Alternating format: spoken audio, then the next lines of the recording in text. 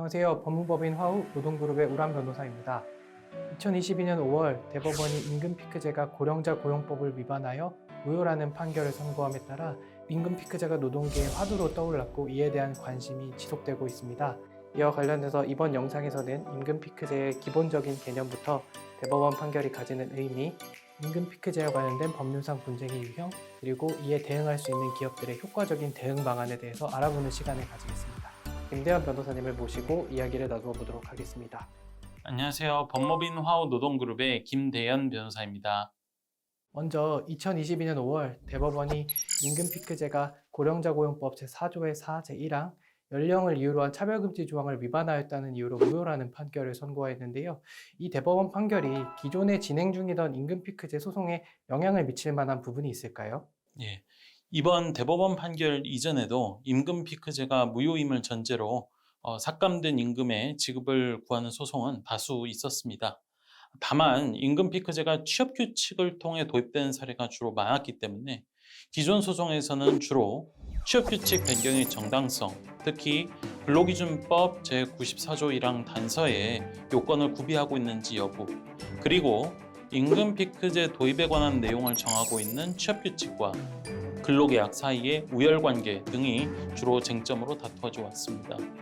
그런데 이번 대법원 판결은 설령 임금피크제가 그 도입 과정에서 적법한 절차를 거쳐서 도입되었다고 하더라도 그 내용이 고령자 고용법 제4조의 4, 제1항에 위반해서 합리적인 이유 없이 연령만을 이유로 한 차별행위에 해당한다면 그 효력이 부정될 수 있음을 분명하게 하였다는 점에서 적지 않은 의미를 가지고 있습니다. 또한 대법원은 이 임금피크제가 연령차별에 해당하는지 여부를 판단하는 구체적인 기준을 최초로 제시하였는데요. 구체적으로는 임금피크제 도입 목적의 타당성, 대상 근로자들이 입는 불이익의 정도, 임금 삭감에 대한 대상 조치의 도입 및 그 적정성, 임금피크제로 감액된 재원이 임금피크제를 도입한 본래 목적을 위하여 사용되었는지 여부를 제시하였습니다. 그런데 일각에서는 이 대법원 판결이 정년 유지형 임금피크제에 대한 유효성 판단 기준을 제시한 것이라서 정년 연장형 임금피크제에는 특별한 영향을 주지 않을 것이라는 의견이 있는데요. 이와 관련해서 일단 정년 유지형 임금피크제와 정년 연장형 임금피크제가 어떻게 다른지 먼저 설명해 주실 수 있을까요? 예, 임금피크제라고 하는 그 제도는 근로자의 종전 전년을 보장하거나 정년을 연장하면서 일정 시점을 기준으로 임금을 단계적으로 줄여나가는 제도입니다. 이와 관련해서 고용노동부는 임금피크제 도입 시점을 기준으로 노사가 정년 연장에 수반된 조치로서 임금피크제를 도입을 하였다면 정년 연장형 임금피크제로, 반대로 정년의 변경 없이 임금피크제를 도입한 경우는 정년 유지형 임금피크제에 해당한다라는 의견을 제시하였습니다.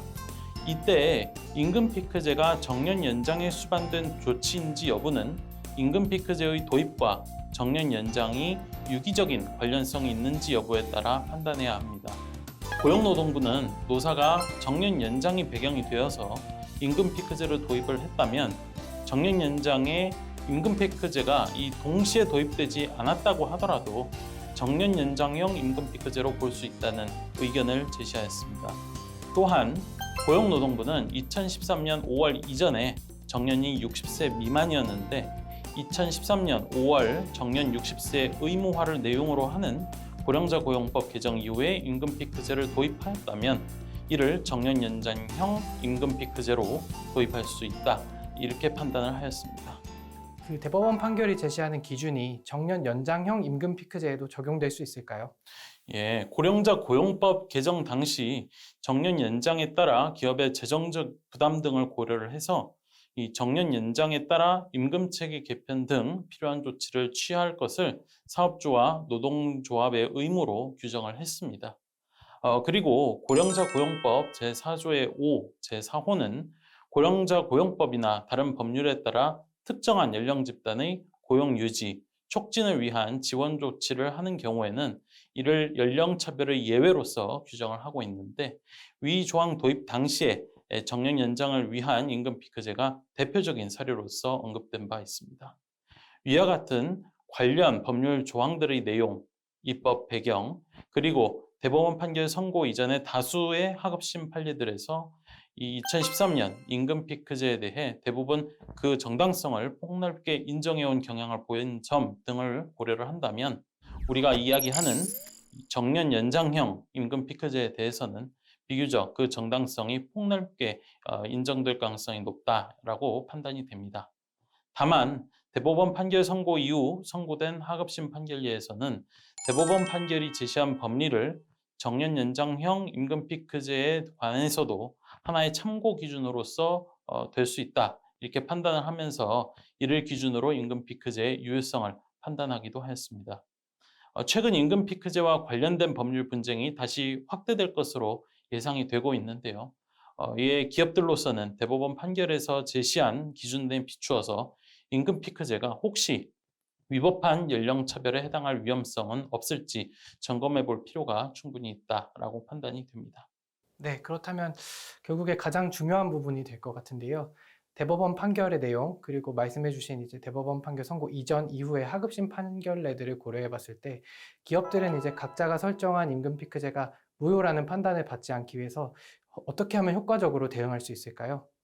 예, 이번 대법원 판결에 관한 보도 자료가 시사하고 있듯이 향후 임금 피크제와 관련된 법률 분쟁에서 임금 피크제를 적용받는 근로자들의 불이익 정도와 그에 대한 대상 조치, 즉 임금 삭감에 준하는 업무량이나 업무 강도의 저감이 있었는지, 그리고 이 두 가지 측면이 서로 비례적인지가 가장 중요하게 고려될 것으로 예상이 됩니다. 이와 관련하여 대법원은 최근 근로관계에서 동일 가치의 노동에 대하여 합리적 이유 없는 차별 처우에 대해서는 엄격하게 판단하고 있는 경향을 보이고 있기도 합니다. 이러한 사정들을 종합적으로 고려한다면 우선 임금 피크제 대상 근로자들이 수행하고 있는 업무의 내용이나 업무량, 업무 강도 등에 대한 객관적인 확인이 이루어져야 할 것으로 보입니다. 한편 임금 피크제 적용에 따른 임금 삭감을 유지할 목적으로 단편적으로 업무량이나 업무 강도를 낮추는 대책은 자칫 이 근로관계의 다른 측면에 대한 연령차별 또는 직장 내 괴롭힘으로 법률적 위험성을 오히려 키우는 부작용이 있을 수 있습니다.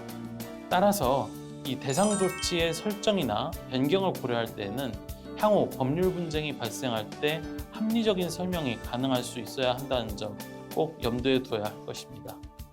이상과 같은 제반 사항들은 기업 인사 관리에 관한 사정들에 대해서 굉장히 다각적이고 또 면밀한 고려가 필요합니다.